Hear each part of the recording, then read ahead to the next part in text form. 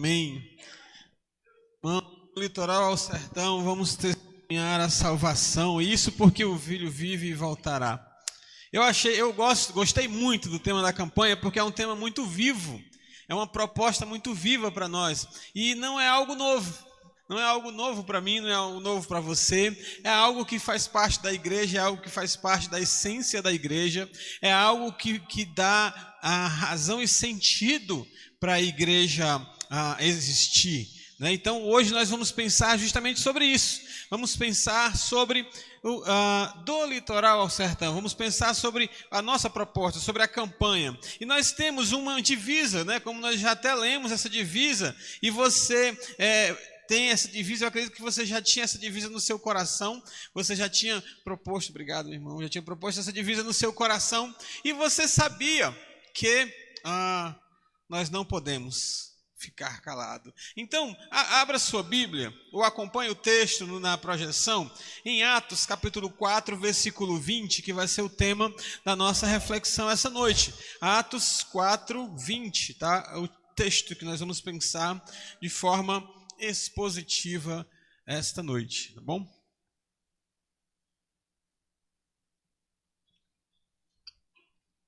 Então, o texto, ele está escrito da seguinte forma: porque não podemos deixar de falar do que temos visto e ouvido. Amém?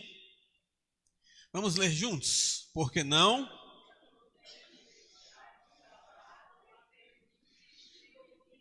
Mais uma vez, agora bem ensaiado. Porque não?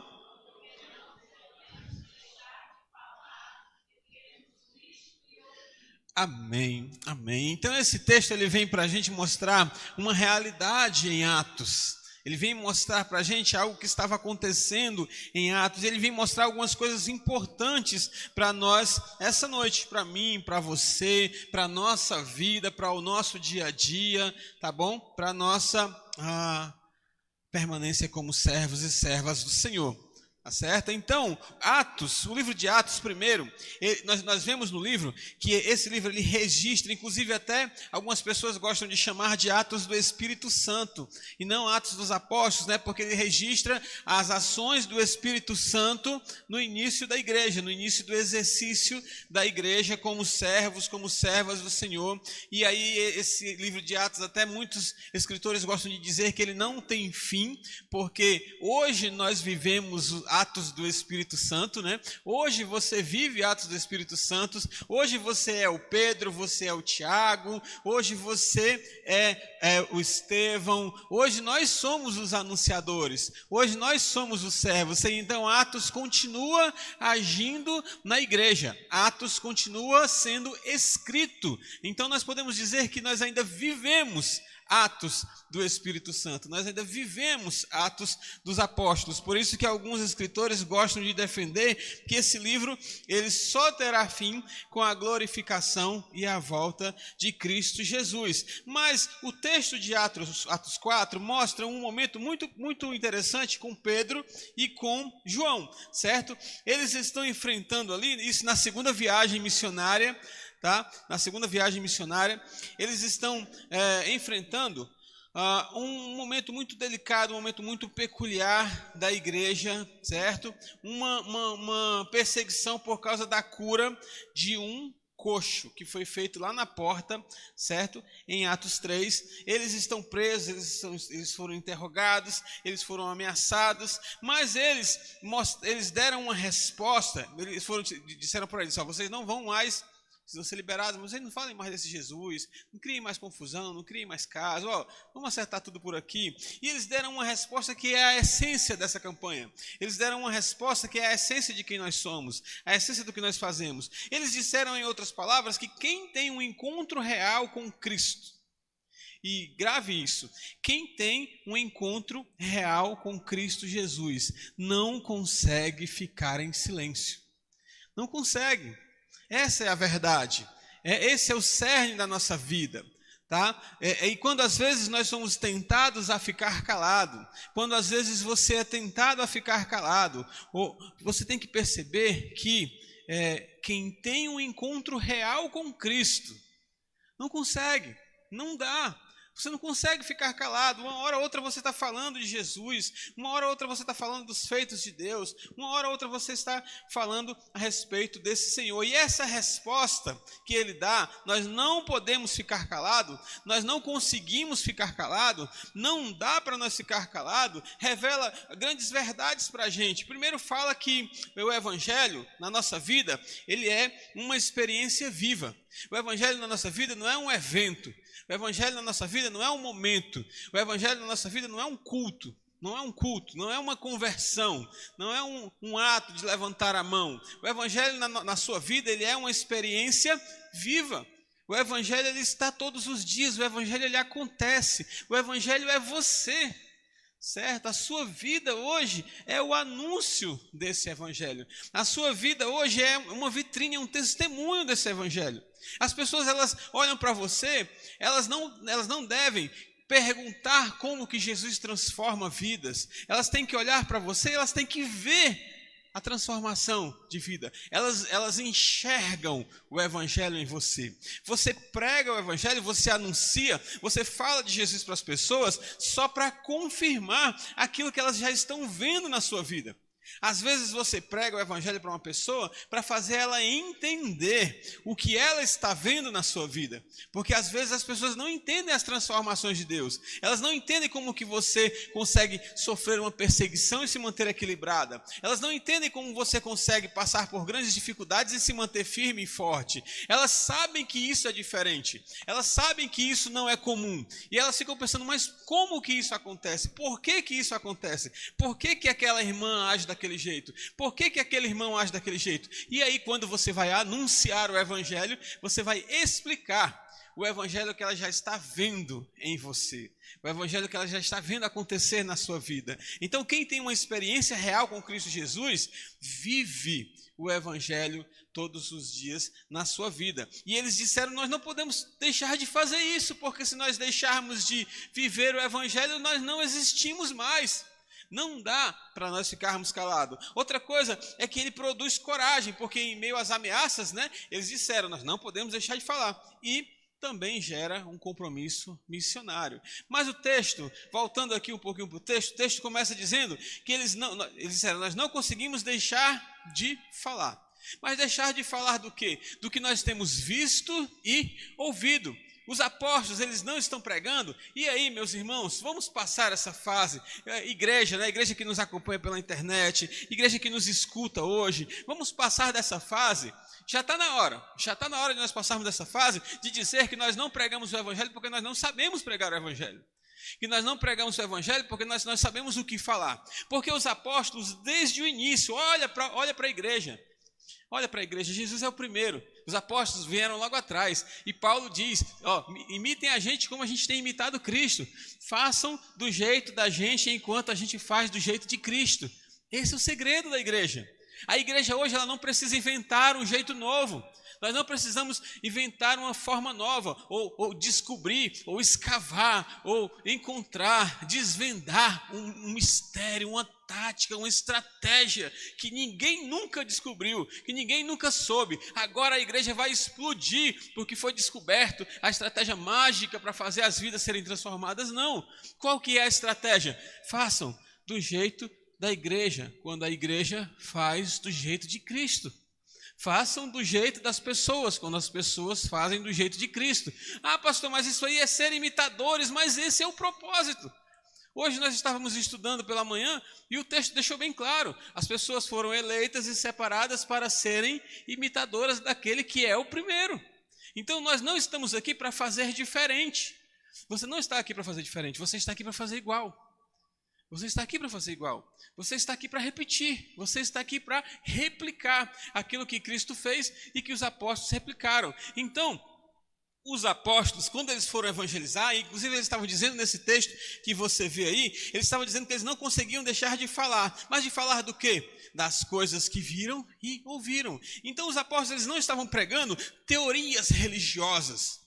Os apóstolos não estavam pregando arcabouços, teses teológicas. Apesar de ter teologia profunda naquilo que ele fala, como tem naquilo que você fala, basta só você analisar um pouco. Apesar de ter uma teologia mais profunda, de ter um conceito mais profundo a respeito de Deus, de ter um conceito real e concreto, eles não estavam preocupados em apresentar uma tese teológica, uma teoria religiosa. Eles não estavam preocupados em apresentar uma caminhada filosófica, existencial, para provar Jesus Cristo, não. Eles estavam pregando experiências reais com Cristo Jesus. Do Evangelho, do sertão ao litoral, do litoral ao sertão, ele está precisando ouvir experiências reais com Cristo Jesus. Seus amigos, eles estão precisando ouvir experiências reais com Cristo Jesus. O que Cristo fez com você nessa semana, meu irmão? O que Cristo falou para você nessa semana, meu irmão? O que foi que Ele falou para você? Qual foi a sua experiência com Cristo? Seu vizinho está precisando ouvir isso.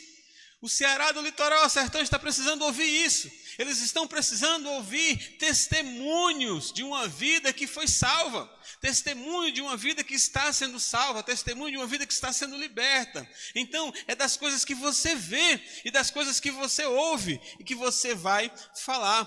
Pedro, quando Pedro pregou ali, Pedro ele não pregou filosofia moral de maneira alguma. Pedro estava falando de fatos históricos. Pedro estava falando de fatos reais. Pedro ele estava falando da cruz. Ele falou da cruz, ele falou do que Cristo fez na cruz. É uma história, é um fato real. Muito provável que Pedro... Você acha que Pedro estava pregando, dizendo assim, porque lá em Isaías 53 falou isso aqui, e se você for lá em Atos, ou Atos não, porque Atos era eles, né? Se você for lá em Jó, e se você pegar Gênesis capítulo 4, 5, não, ele não falou sobre isso. Ele falou da cruz, ele falou do pecado. O Cristo que vocês crucificaram, o Cristo que morreu por causa de vocês. Ele falava assim, porque ele falava de uma experiência viva. O Evangelho é isso. Nós temos que parar de achar que a gente não consegue falar sobre isso. Você consegue. Você consegue chegar para um pecador e falar para ele o quanto penoso, o quanto doloroso, o quanto ruim, o quanto mal ele atrai com o seu pecado para a sua vida. Falou da cruz, ele falou de ressurreição. Você consegue falar. Quem não consegue falar que Cristo ressuscitou? Quem não consegue contar a história de como Cristo ressuscitou? Quem não consegue falar das consequências da ressurreição de Cristo? Ele também falou de milagres. Ele falou de milagres. Então você vê o processo? Você vê qual é o processo? Você é um pecador. Você é um pecador, a cruz ela pode te salvar desse pecado. Cristo ressuscitou e também quer te tirar dessa vida de pecado. E Cristo vai fazer grandes coisas na tua vida, como tem feito na minha vida também. Ele falou o quanto o Evangelho produz transformação na vida do cristão. Ele falou o quanto o Evangelho produz transformação na vida do crente. E meus irmãos, a igreja, ela perde sentido. A igreja ela perde força quando ela troca essa proclamação, quando ela troca essa mensagem, quando ela inventa de deixar de pregar o evangelho real, o evangelho prático, o evangelho verdadeiro, e vai discutir pontos teológicos, vai discutir pontos escatológicos, vai pregar teologias filosóficas, filosofias teológicas. Não é para isso. Testemunhar a salvação não é isso. Testemunhar a salvação é você falar do que você está vendo e do que você está ouvindo. E se você tem um encontro real com Cristo Jesus, se você vive uma vida real com Cristo Jesus, você tem o que falar. Você tem o que testemunhar. Quando eu falo, vim testemunhar a salvação, muitas das vezes você não vai nem falar de quando você não era crente e o que fez você se tornar crente. Isso é legal, isso é bom, isso é plausível, isso é necessário, mas muitas das vezes você vai falar de uma tribulação que você passou e Cristo te salvou daquilo ali. E a salvação está contigo, e Cristo está contigo. Você vai falar de grandes dificuldades, você vai falar de medos, você vai falar de libertações, você vai falar de crises existenciais, psicológicas, e Cristo foi lá e te salvou. Isso é testemunhar a salvação. As pessoas elas querem isso.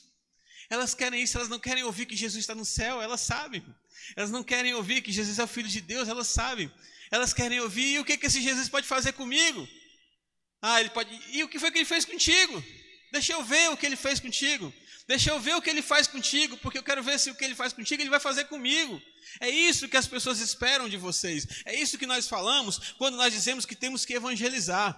Não é você gravar diversos versículos. É importante ter um contexto bíblico, é importante ter conhecimento bíblico, tudo isso é importante. Mas o mais importante é você falar na prática quem é Jesus. Como que você está vivendo com Jesus? Quem que é Jesus para você hoje? Né? Se eu chamasse você aqui na frente, diga o que Jesus fez com você nessa semana. Ah, pastor, eu acho que Jesus não fez nada comigo nessa semana. Às vezes nós não temos como testemunhar, porque nem nós mesmos olhamos para a nossa vida como uma vida que pode servir de vitrine para o Evangelho.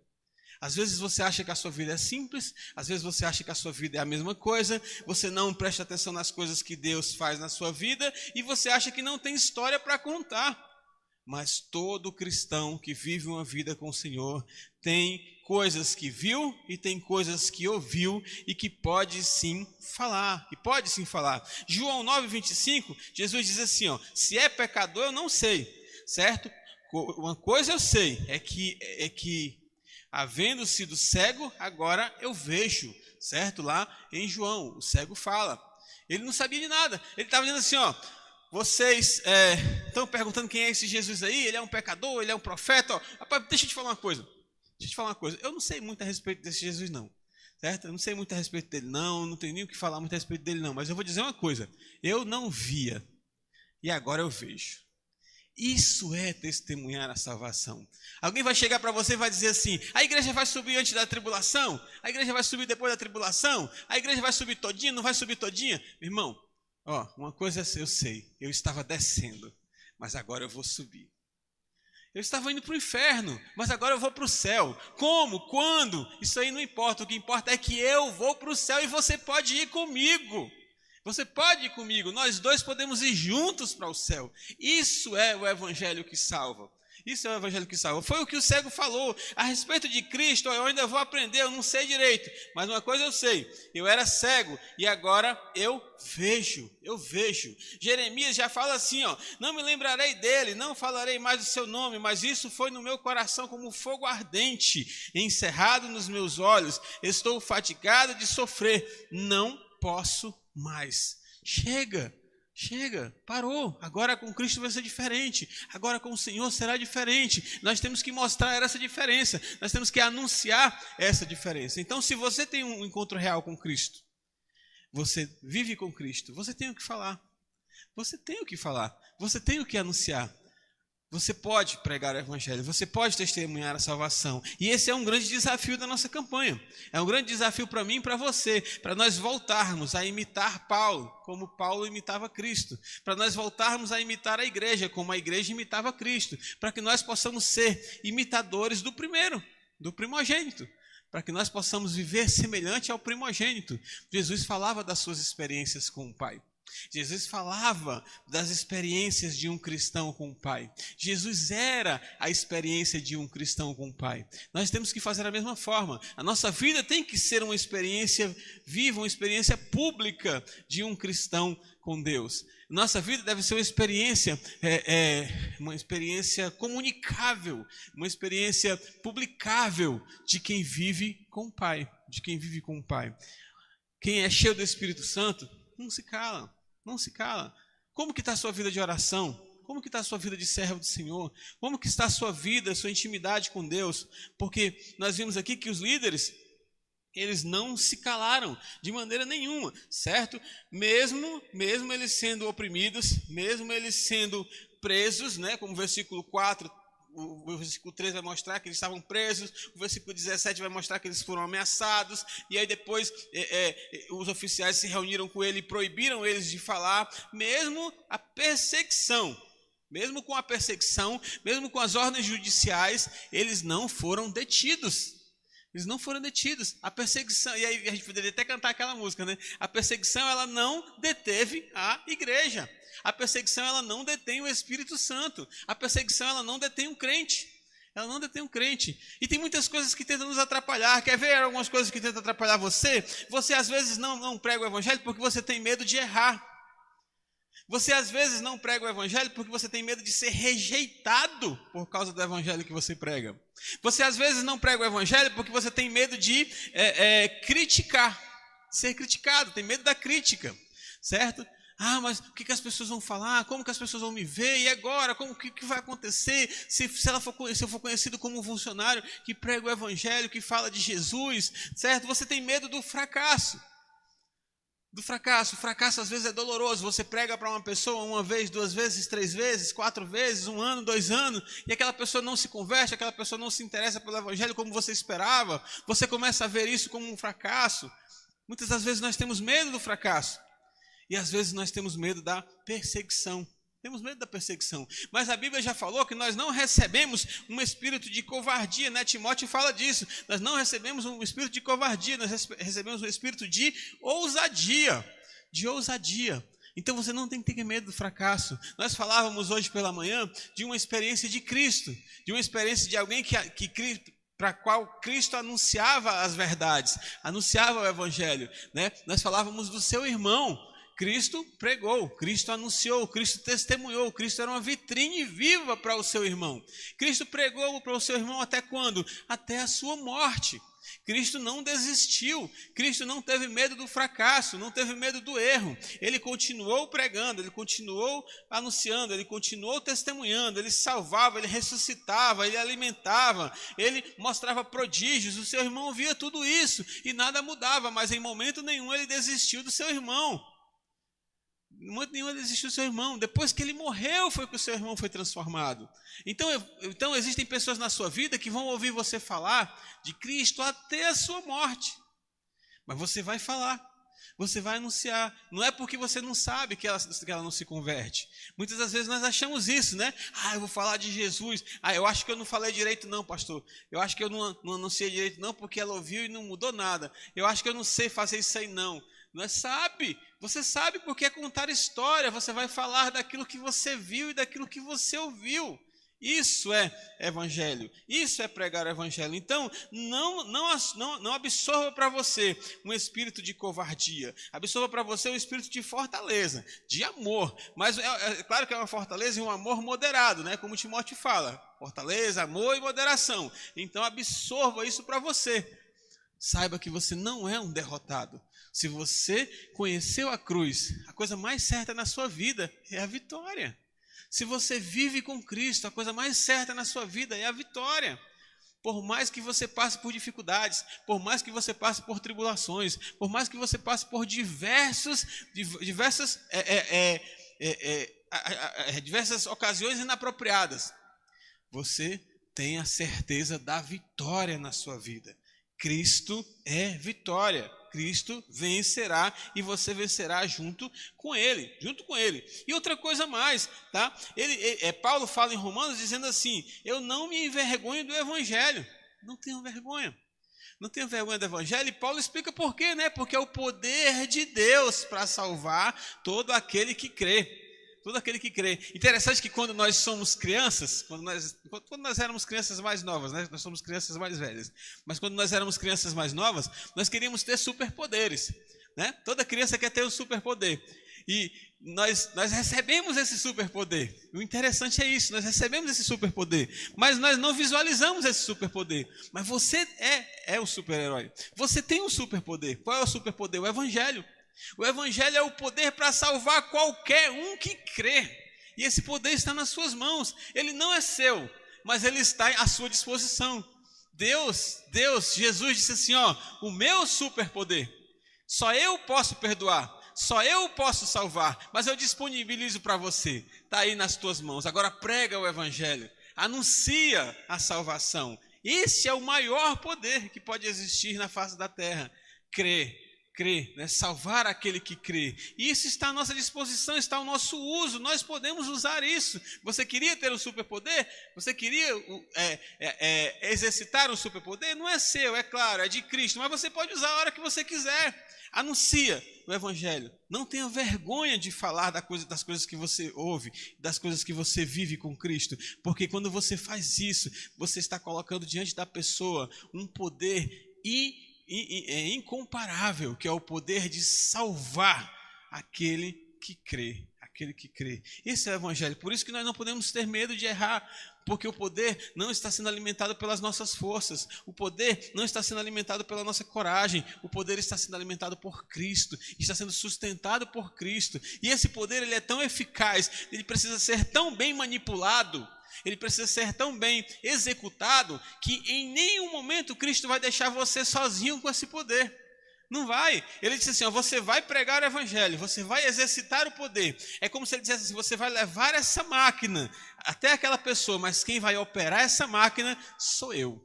Ah, pastor, mas amanhã eu vou na casa da minha vizinha, depois da manhã eu vou na casa do meu amigo. Eu vou estar com você todos os dias da sua vida, operando esse poder, porque só eu posso operar, só eu consigo operar. Eu vou colocar essa máquina à sua disposição, mas quem vai operar ela vai ser eu. Então é Cristo que opera enquanto você fala.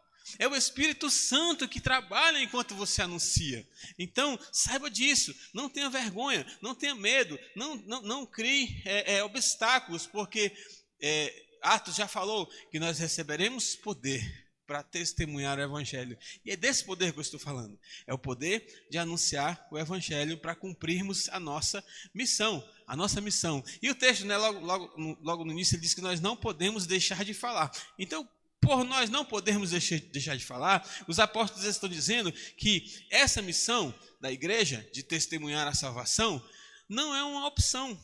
Não é uma opção. As autoridades chegaram, os oficiais chegaram para eles e disseram, ó, vamos fazer o seguinte, agora vocês não vão mais falar. Aí ele, não dá. Ó, senhor, de vestidozinho aí, não dá, eu não posso. Não posso deixar de falar. Você que está com esse cordão bonitinho de ouro aí, dizendo aí que eu não posso deixar de falar, não dá, eu não consigo. Não é uma opção. Não é uma opção para o crente se calar. Mas olha que coisa interessante. O mundo hoje está tão... O diabo hoje está tão sagaz. O mundo hoje está tão desordenado que existem crentes que acham que podem viver sem pregar o evangelho. Olha que loucura. Olha para onde o mundo está levando a igreja. Não há essa opção para a igreja. Não há essa opção para você, meu irmão. Não há opção de você não falar. Não há escolha para você não falar. Você está aqui justamente porque você precisa falar. É por isso que você continua. Então não há essa opção, mas o mundo ele tenta mostrar à igreja, ele tenta convencer a igreja que há a opção de não falar. Que há a opção de não falar, mas a igreja ela existe para essa missão. A igreja existe com esse propósito. É o que eu sempre falo. A primeira igreja batista em Croatá, ela existe porque Croatá precisa ouvir o evangelho. E nós estamos em um lugar onde pessoas precisam ouvir o evangelho porque nós precisamos falar. Porque nós precisamos falar. Deus nunca vai colocar você, preste atenção nisso, Deus nunca vai colocar você num lugar em que você não precisa falar de Jesus. Porque você não vai ter sentido para estar ali. Não vai haver razão para você estar ali. Você vai, o que eu vim fazer aqui? O que eu estou fazendo aqui? Não, Aí você vai cair naquela velha pergunta filosófica, né? De onde eu vim, para onde eu vou, quem que eu sou, né? Você veio do céu, você é de Cristo, você veio de Deus, certo? Você está com Deus, você tem que servir ao Senhor porque você vai para o Senhor. Então Deus, em todos os lugares. Seu trabalho, sabe por que você está no seu trabalho? Porque lá no seu trabalho tem pessoas que precisam ouvir. Não foi porque Deus foi bonzinho com você, colocou você num trabalho bom, não. Você está ali porque tem pessoas que precisam ouvir. E você está ali, um lugar onde pessoas precisam ouvir, porque você precisa falar. Porque você precisa falar. Deus está juntando o útil ao agradável. Você está na sua escola, né? A escola que você trabalha naquela escola, porque ali tem pessoas que precisam ouvir. E você está naquela escola onde tem pessoas que precisam ouvir porque você precisa falar. Não é uma opção. Não é uma opção. É a razão de você existir. É anunciar o evangelho. Então nós não podemos deixar de falar. E esse tema, ele vem justamente falar que o nosso Ceará, certo? No nosso Ceará, como um todo, do litoral até o sertão, existem várias famílias. Existem várias cidades, existem várias instituições, existem milhares de cearenses que estão aguardando um mensageiro. Existem milhares, são muitos. Se você depois dar uma olhada no mapa ali, você vai ver a expansão do evangelho e o quanto o Ceará ainda precisa ser evangelizado, o quanto o Ceará ainda é um desafio para o batista brasileiro. O batista brasileiro olha para o Ceará como um desafio. Muitas pessoas de fora do Ceará percebem a necessidade do Ceará e vêm para o Ceará anunciar o evangelho. Porque nós cearenses não estamos identificando a grande necessidade do nosso povo. Nós não estamos vendo como Paulo via. Nós não estamos observando como Paulo observava o seu povo. Dizendo assim, eu devo a vocês. Você deve ao Ceará o evangelho. Você deve a Croatá o evangelho. Você tem uma dívida com essa cidade. Você tem uma dívida com o seu bairro. Você tem uma dívida com a sua família. E o nome dessa dívida é evangelho. Você deve e só você tem que pagar. Então é uma dívida minha, é uma dívida sua, certo? E Deus, ele é tão bondoso que ele ainda traz pessoas, né? Ele ainda agrega pessoas para a gente dividir essa dívida e a gente trabalhar o pagamento dessa dívida de uma maneira mais leve. Mas é uma dívida nossa, é uma dívida sua com o Croatá. Se algum dia alguém chegar para você e perguntar, mas você tem alguma dívida? Agora você vai dizer, tenho.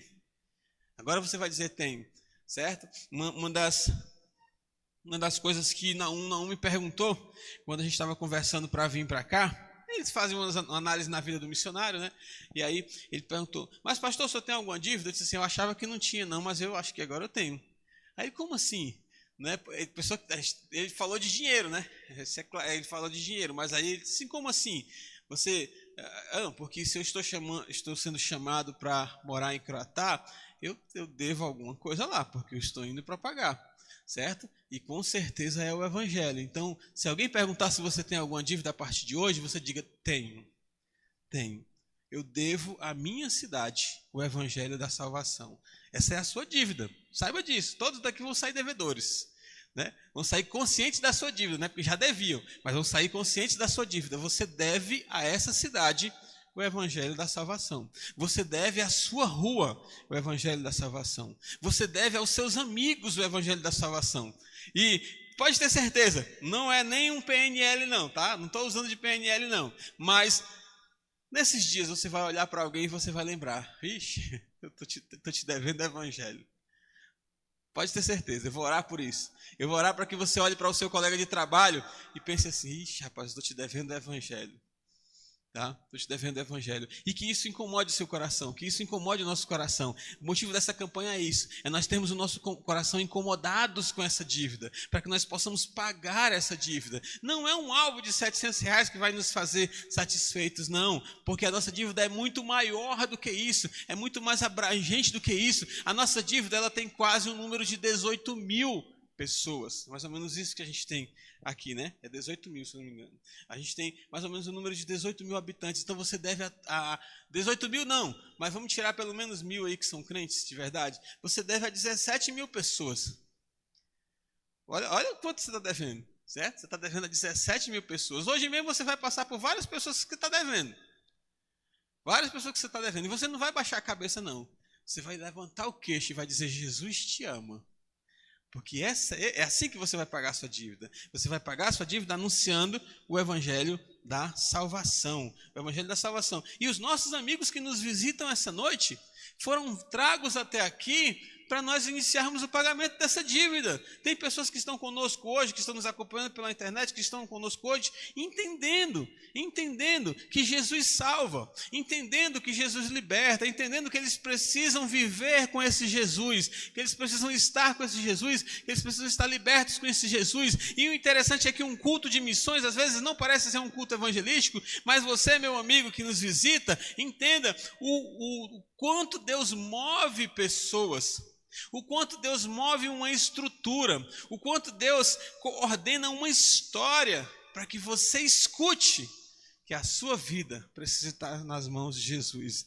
Olha, campanha de missões é isso. Campanha de missões é Jesus movendo uma igreja toda para chegar até você e dizer, Jesus te ama. Jesus pode te salvar, Jesus pode te libertar dessa vida de pecado, Jesus pode mudar a sua história. E do litoral ao sertão, além de estar aqui os nossos visitantes que nós devemos, estão todos aqueles que precisam ouvir. E nós precisamos pregar, nós precisamos discipular, nós precisamos contribuir, nós precisamos interceder e nós precisamos trabalhar para que o Ceará escute esse evangelho, o evangelho da salvação, o evangelho da salvação. Isaías, esse texto é muito conhecido de Isaías, né? Quando ele descobre a questão da grande comissão, Isaías, depois de ter ouvido a voz do Senhor, como nós ouvimos hoje aqui, ele disse: a quem eu enviarei? A quem eu enviarei? E quem há de ir por nós? Então disse eu: eis-me aqui, envia-me a mim. Envia-me a mim. Já Paulo diz: pois se eu anuncio o evangelho, não tenho do que me gloriar, pois ele me imposto esta obrigação. E ai de mim, se não anunciar o evangelho. Então, meus irmãos, a resposta que Deus espera de você essa noite, a resposta que Deus espera de você para essa campanha, é que você entenda que em Atos 4, que no contexto daquela prisão, que no contexto do anúncio do evangelho, certo? A igreja, ela crescia, que milagres estavam acontecendo naquele lugar, tanto é que o rapaz foi curado lá, e a confusão começou toda por causa da cura do rapaz lá, né? Vidas foram transformadas, o evangelho avançava, mas que Atos não acabou ali. Hoje ainda é Atos do Espírito Santo. Hoje ainda a igreja ainda precisa crescer. Hoje ainda existem vidas que precisam ser transformadas. Hoje ainda existem enfermos que precisam ser curados. Hoje ainda existem pessoas que estão indo para o inferno que precisam mudar essa realidade. Você pode ser uma dessas pessoas. Você pode ser o que será curado hoje. Talvez o culto de hoje não esteja chamando você para missões. Ou talvez sim. Talvez o culto de hoje não esteja chamando você para evangelizar a sua família. Ou talvez sim. Certo? Talvez o culto hoje não esteja chamando você para o primeiro amor. Mas talvez sim. Cristo, ele pode estar dizendo ao seu coração essa noite: você também faz parte dessa história. E tudo isso aqui tem como alvo você. Então, meu amigo que me visita, não ache que esta mensagem é uma mensagem para a igreja. Essa é uma mensagem para todos nós. Nós devemos viver ao lado de Cristo Jesus. Você pode tomar essa decisão hoje. Você pode dizer assim: eu quero viver com esse Jesus, eu quero estar com esse Jesus. Hoje eu entendi ainda mais o quanto Jesus me ama. Jesus move uma família missionária, Jesus tira uma família missionária da sua cidade natal, Jesus junta pessoas em uma igreja, Jesus cria toda uma estrutura para que eu possa ouvir que Ele me ama, para que eu possa ouvir que eu estava em caminhos tortuosos, para que eu possa ouvir que pelas minhas forças eu estava condenado, mas para que eu possa pegar na sua mão e caminhar com Ele. E você pode tomar essa decisão de pegar nas mãos de Cristo, caminhar com Ele, de a partir de hoje testemunhar a sua salvação. Olha que coisa interessante, você já começar uma campanha de missões, a primeira campanha de missões da sua história, você já testemunhar a sua própria salvação. Amanhã mesmo você já pode estar contando para outra pessoa a história do que você ouviu e do que você viu Cristo fazer na sua vida hoje. Então hoje é o dia de você ser salvo, hoje é o dia de você entregar a sua vida a Jesus, hoje é o dia de você se render ao Senhor, hoje é o dia da história de Atos começar a acontecer na sua vida, hoje é o dia para você sair daqui de braços dados com Cristo Jesus. Não perca essa oportunidade. Não perca, decida-se caminhar com Cristo, decida-se andar com esse Senhor. Se você está com a internet, se você está pela internet, faça isso também, não é só estar aqui não é levantar a mão aqui não, é uma decisão no coração. Tome essa decisão no seu coração. Quer saber? Eu quero Cristo Jesus, eu quero viver com Cristo Jesus. Amanhã eu vou contar para o meu amigo aquilo que eu ouvi. Amanhã eu vou contar para o meu amigo aquilo que eu vivi com Cristo Jesus. E nós que somos servos do Senhor, nós sim estamos sendo chamados para a missão. Nós sim estamos sendo alertados para a nossa missão. Chamados não porque nós já fomos há muito tempo, mas nós estamos sendo lembrados da nossa missão. Você está sendo lembrado da sua missão na cidade, na igreja, na comunidade, entre os seus amigos. Você está sendo lembrado e chamado a voltar ao primeiro amor, não como conversão, mas para o primeiro ânimo, o primeiro fôlego, aquela vontade, aquela força, aquele vigor aquele vigor missionário. Você está sendo chamado para isso. Então, não vamos abandonar tudo isso e sermos crentes passivos. Sermos crentes passivos, sermos crentes que só atrapalham, na verdade que só ocupam espaço. Nós não fomos chamados para ocupar espaço, nós fomos chamados para encher o espaço, nós fomos chamados para agregar, para trazer, para anunciar. Então não seja simplesmente mais um, certo? Faça parte daqueles que imitam Cristo Jesus. Vamos do litoral ao sertão testemunhar esta salvação. Para a gente terminar, o evangelho é real. Eu não preciso dizer isso para você. Você sabe que o evangelho é real. O evangelho transforma vidas. Eu não preciso dizer isso para você. Algumas pessoas hoje vão presenciar isso com a graça irresistível de Jesus Cristo, que o evangelho transforma a vida. Se você disser sim para o Senhor, você vai ver o quanto a sua vida será transformada pelo evangelho, você que me escuta essa noite. O Espírito Santo, ele te concede coragem. Você já teve muita coragem. Você já teve muita coragem, você sabe disso, certo? Você sabe disso.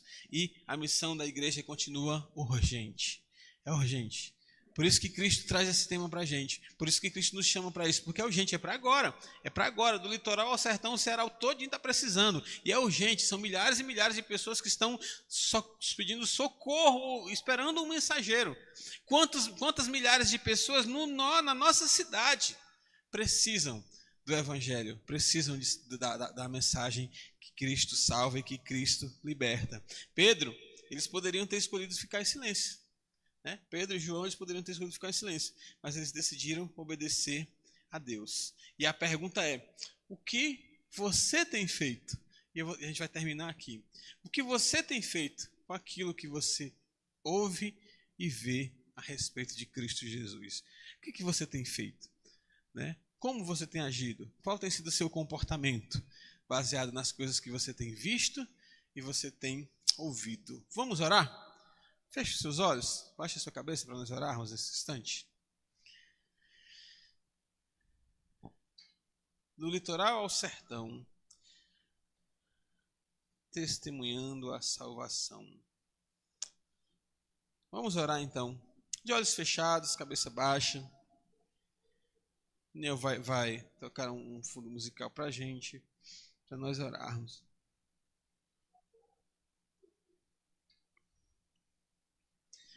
Você tem falado de Jesus? Fique de olhos fechados mesmo, a gente está só já iniciando a nossa oração. Você tem falado de Jesus? O quanto você tem falado de Jesus para as pessoas? Eu não estou falando recitar versículos decorados ou dezenas de versículos atrás um do outro, não. Simplesmente falar do que você tem ouvido e que você tem visto. A sua vida hoje, ela revela o evangelho como de fato precisa revelar? As pessoas que olharem para você hoje, as pessoas que olharam para você durante essa semana, elas viram o evangelho?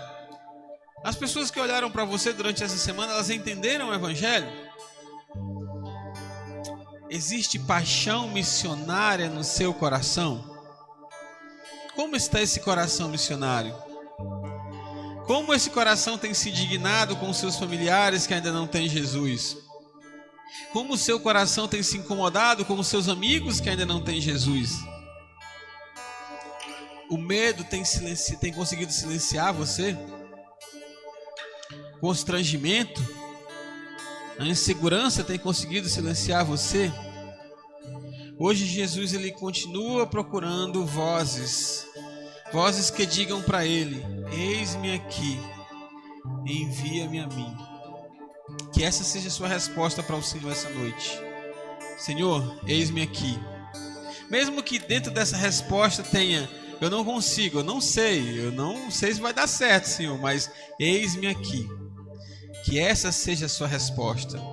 Que o seu coração esteja disponível, quer seja no seu consultório, quer seja no seu atendimento, quer seja na escola que você trabalha, quer seja na rua, na sua casa, entre os seus familiares, quer seja na repartição pública que você trabalha.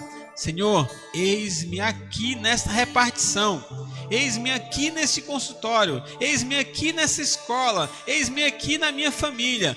Usa-me, Senhor, usa-me. Que essa seja a nossa oração. Ó Deus, amado Pai, nesta noite, Senhor, em que nós estamos entendendo o quanto nosso Ceará precisa do Senhor. Que nessa noite que nós estamos entendendo o quanto os nossos cearenses estão ansiosos, estão urgentemente necessitados de mensageiros. O Senhor reúne hoje, nesta noite, e aí de uma maneira bem cearense, Pai, eu vou falar aqui, o Senhor reúne esse bando de missionários. O Senhor reúne esse teu povo aqui, Deus, e o Senhor diz: povo, Croatá precisa de vocês. Povo, Croatá precisa ouvir falar de mim, e vocês estão aí porque vocês precisam falar de mim. Não há uma opção. Oh Deus, que essa mensagem se firme, se fixe no nosso coração, que quer seja em Croatá, Guaraciaba, Fortaleza, onde nós estivermos, que nós venhamos entender que onde nós estamos porque pessoas precisam ouvir, e nós estamos lá porque nós também precisamos falar. Não é uma opção, é um casamento, é uma união, é um alinhamento de missão e propósito. Oh Deus, que nós possamos entender isso, que isso possa se fazer verdade na nossa vida. E Pai, se existe alguém aqui que está com medo de pregar o Evangelho, retira esse medo, Pai. Se existe alguém aqui que está com medo de errar, se existe alguém aqui que está com medo de ser rejeitado, ou um medo de ser criticado por conta de pregar o Evangelho, e o medo do fracasso, Senhor. Como fracassar com o Senhor se a vitória já é certa? Como pensar em fracasso se o nosso futuro, se o nosso destino é o céu, ao teu lado? Não existe fracasso para a gente, Pai. Não existe fracasso para o teu servo. Que nós possamos entender isso, Senhor. Que nós possamos não ter medo da perseguição. Que aqueles que nos perseguirem, que aqueles que nos criticarem, nos façam nos estimular mais ainda a pregarmos o Evangelho de maneira pura, de maneira saudável, de maneira moderada, de maneira equilibrada, de maneira racional. Oh Deus, motiva a tua igreja. Que o Senhor possa pegar nas tuas mãos cada membro da primeira igreja batista em Croatá. Que o Senhor possa fazer de cada um desses membros missionários teus. Que todos possam abrir a boca. Que todos possam anunciar o evangelho da salvação. E que todos, em meio a uma perseguição, ou em meio a uma indagação, ou em meio a, até mesmo, se for o caso, comunicados oficiais, possam dizer: nós não conseguimos nos calar. Nós não conseguimos deixar de falar daquilo que nós temos visto e ouvido. Deus, que cada membro, Senhor, cada membro possa falar daquilo que viu e ouviu. A nossa proposta não é lermos dezenas de livros e fazermos resenhas e mais resenhas, resumos e mais resumos, não. Nossa missão é falar daquilo que nós temos vivido contigo e como nós temos vivido. E muito obrigado, Pai, porque temos muita história para contar. Temos muitas coisas para falar, das coisas que o Senhor tem nos falado, das coisas que o Senhor tem feito diante de nós. Que nós possamos abrir a nossa boca, que a Igreja Batista em Croatá possa abrir a sua boca, que Croatá possa ficar pequeno para o tamanho, para a altura, para o alcance da voz desta igreja. Que Croatá fique pequeno, que Croatá em peso escute o Evangelho a partir da boca e do coração de cada membro desta igreja. Abençoa, Pai, este povo, abençoa o teu povo, para que o teu povo possa criar coragem, para que o teu povo possa se mexer, para que o teu povo possa se levantar, para que o teu povo possa anunciar. Deus, lava o nosso coração, limpa o nosso coração, nos motiva, nos impulsiona, Senhor. Nós precisamos desse impulso para que essa campanha possa ser, sim, uma campanha que vai entrar para a história. Não para a história da nossa igreja, mas para a história da nossa cidade. Para a história de muitos moradores da nossa cidade. Que lá na frente nós possamos ouvir muitos testemunhos de pessoas que ouviram de algum membro da primeira igreja batista em Croatá que Jesus Cristo salva, que Jesus Cristo liberta e que foram libertas por causa disso. Que muitos possam testemunhar lá na frente a sua história mudada, porque Cristo mudou a história da igreja, e mudando a história da igreja, Cristo mudou a história da cidade. Deus, abençoa Croatá. Abençoa Croatá em todas as suas nuances. Abençoa as suas autoridades. Abençoa, Deus, aqueles que se acham investidos de autoridades e por esse investimento desnecessitados do Evangelho. Abençoa, Deus, aqueles que se acham conhecedores ou religiosos o suficientes para estarem em um estado em que não necessitam de Cristo ou não necessitam de salvação. Que a mensagem da salvação chegue até essas pessoas, que a mensagem de salvação chegue até essas autoridades. Abençoa, Deus, as famílias tradicionais que viveram uma tradição religiosa ou sem religião, que acham que podem continuar assim. Deus, que a mensagem do Evangelho chegue até essas famílias, que a mensagem do Evangelho chegue até essas casas, os casas mais longínquos, os lugares mais escondidos, mas que o Evangelho chegue até esses corações e que Ele transforme essas vidas. Que Ele transforme essas vidas. Croatá precisa. Croatá está entre o litoral e o sertão. Estando entre o litoral e o sertão, eles precisam ouvir o Evangelho da salvação e nós estamos aqui para isso, Senhor. Nos usa a tua igreja, usa o teu povo, usa os teus servos e anuncia o Evangelho para esta cidade, Deus. Aqueles que estão distantes, aqueles que têm como prioridade promiscuidade, não sei qual tipo de promiscuidade, não sei qual pecado eles estão agregados, atrelados, não sei se é ao dinheiro, não sei se é ao sexo, não sei se é aos vícios, mas Deus, olha para todos esses, estende a tua mão sobre essa cidade. Estende a tua mão sobre esse povo e nos envia até eles, coloca eles diante de nós e que nós tenhamos um espírito de ousadia, um espírito de coragem, um espírito moderado, mas que nós não venhamos a ficar calado diante das coisas que nós vimos e ouvimos. Oh Deus, que privilégio, como Daniel falou no início, Deus, que privilégio nós estarmos envolvidos com esse trabalho. Que privilégio nós sermos levantados de dentro da nossa própria cidade para trabalharmos para a salvação da nossa cidade. Oh Deus, que privilégio nós sermos luzes, nós servirmos de luzeiros para estas pessoas, Deus, mas isso não nos faz melhores, isso nos faz responsáveis. Por isso, Senhor, crava no coração de cada membro, de cada crente que está aqui esta noite, a responsabilidade de não se calar. Nós somos responsáveis por falar, Deus, e nós não queremos esquecer disso. Que nenhum servo teu esqueça disso, Pai. Nós vamos sair daqui já já. Vamos para nossa casa, vamos para as nossas atividades semanais, mas onde nós estivermos, nós não podemos deixar de falar das coisas que nós vimos e que nós ouvimos. Faz isso, Deus, em nós, através de nós, e que o Ceará todo, do litoral ao sertão, possa ouvir o Evangelho da salvação. Esse pedido que eu fiz para Croatá, esse pedido que eu fiz para a nossa igreja, para os irmãos que estão conosco, que se estenda para toda a tua igreja espalhada pelo nosso sertão, para toda a tua igreja espalhada pelo nosso Ceará, pelo nosso Nordeste, pelo nosso Brasil, do litoral ao litoral. Oh Deus, que todo o nosso país, mas principalmente o nosso estado, possa assim ser alcançado pelo Evangelho da salvação. Assim nós te pedimos, Pai, e pedimos em nome de Jesus. Amém. Amém.